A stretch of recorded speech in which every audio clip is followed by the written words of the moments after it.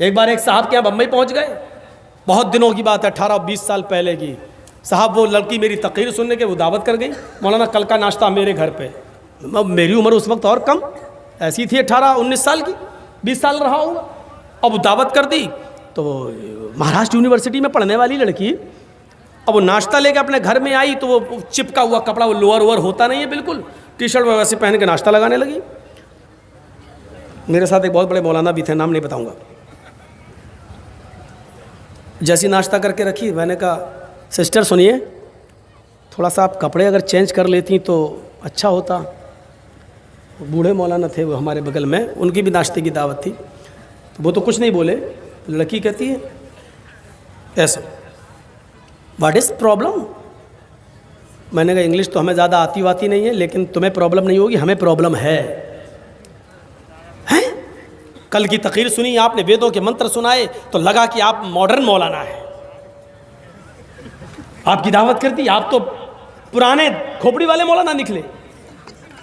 डांटने लगी हमको। अब मौलाना हमको इशारा कर रहे हैं ऐसे। मैंने कहा मौलाना आप बूढ़े हो चुके हैं, आपको प्रॉब्लम नहीं, हम जवान, हमें प्रॉब्लम हो रही है भाई। जाइए इसको कहिए कि कपड़ा बदल के आए, दूसरे कपड़े पहन के आए भाई। इसके बाप से ये मौलाना क्या तरक्की करेंगे और क्या करने देंगे लड़कियों के लिए। इतनी पागल लड़की बोलती चली गई, बहुत ज़्यादा बोल गई। मैं सुनता रहा, भाई तेरा घर है, घर का तो कुत्ता भी शेर होता है। सुनते सुनते मैं पक गया, मुझे तरक्की करना है, मैं नकाब ओढ़ के जाऊंगी पढ़ने के लिए। मैं नकाब में क्या तरक्की कर सकती हूँ, मुझे तो बहुत तरक्की करना है, बहुत तरक्की करना है। अरे जब मेरा दिमाग पक गया तरक्की तरक्की तरक्की सुन सुन के, तो मैंने कहा मैडम आप बहुत तरक्की करेंगी, मुझे लगता बहुत ऊपर जाएंगी आप, बिल्कुल जाना है मुझे। कहती पहले ज़माने के अंदर हज के लिए लोग 4-4 महीने में पहुंचते थे, घोड़े का सफ़र करके, ऊँट का सफ़र करके। आज 4 घंटे में पहुंच जाते, ज़माना ये आ गया है। मैंने कहा आप भी बहुत तेज़ रफ्तार से चलेंगी मैडम, ये मेरा वादा है, बिल्कुल मुझे चलना है। मैंने कहा पहले ज़माने की औरत 9 महीने में बच्चा पैदा करती थी, तुम 9 दिन में पैदा करके दिखाओगी, मुझे उम्मीद है बहुत तरक्की करोगी। हट, बड़ा बेहुदा मौलवी है, गुंडा मौलवी है। हमने ये कह दिया तो गुंडे हो गए, हमने ये कह दिया तो गुंडे हो गए।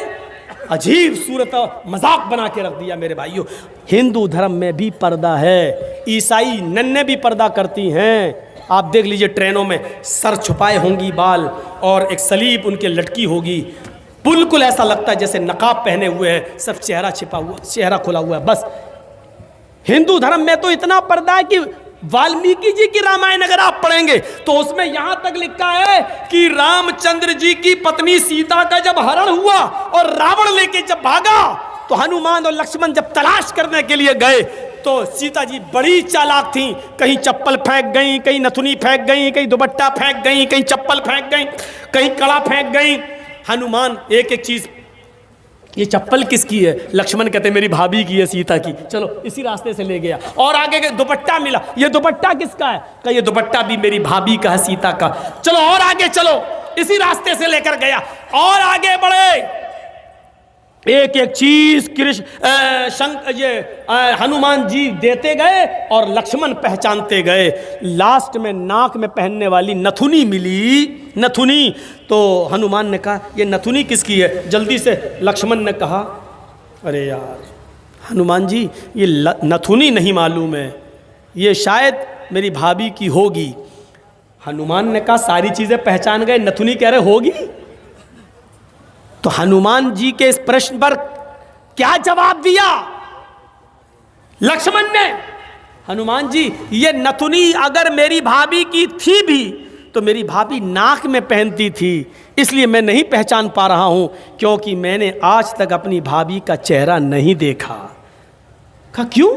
कह रहे वो मेरी भाई की पत्नी है सीता, मेरे भाई की राम की पत्नी है, मैं कौन होता हूं उसको देखने वाला, उस पर नजर डालने वाला, उसके चेहरे को देखने वाला। गौर करो, रामचंद्र जी के भाई लक्ष्मण ने अपनी सगी भाभी सीता जी का चेहरा नहीं देखा, देवर ने भाभी का चेहरा नहीं देखा, ये हिंदू धर्म की मनुष्य आज वाल्मीकि रामायण आज तक कह रही है, आज तक ये सबसे पुरानी रामायण है वाल्मीकि की, जो 2000 साल पहले लिखी गई है। आज तक उसके अंदर ये लिखा है कि राम के छोटे भाई लक्ष्मण ने सीता का चेहरा नहीं देखा। आज भी बहुत सी सभ्य समाज की स्त्रियां जब ट्रेनों में हिंदू की सफर करती हैं तो आप देखिए साड़ी पहनकर ऐसे लंबा घूंघट ऐसे मार लेती हैं, चेहरा नहीं खोलती हैं वो ट्रेनों में और बसों में। आज भी सभ्य समाज की उसी वाल्मीकि रामायण पर अमल करते हुए वो किसी को अपना चेहरा दिखाना गवारा नहीं करती। अल्लाह की मार ऐसी पड़ी, कल तक जो पर्दे का चेहरा छिपाने का मजाक उड़ाते थे, आज अल्लाह ने सबके चेहरे छिपवा दिए। छिपाओ, डालो मास्क अपने मुंह पर। बहुत बंदरियां बनी फिरती थी अमेरिकन, चुड़ैल जैसे मुंह लिए भेजे। ये खूबसूरत होती थोड़ी है आपको जैसा लगता है। अगर बारिश हो जाए ना सड़क पर बाजारों में तो इनका सारा क्रीम और पाउडर धुल जाएगा, इनकी औलाद इनको नहीं पहचान पाएगी कि मेरी अम्मा कहाँ गई।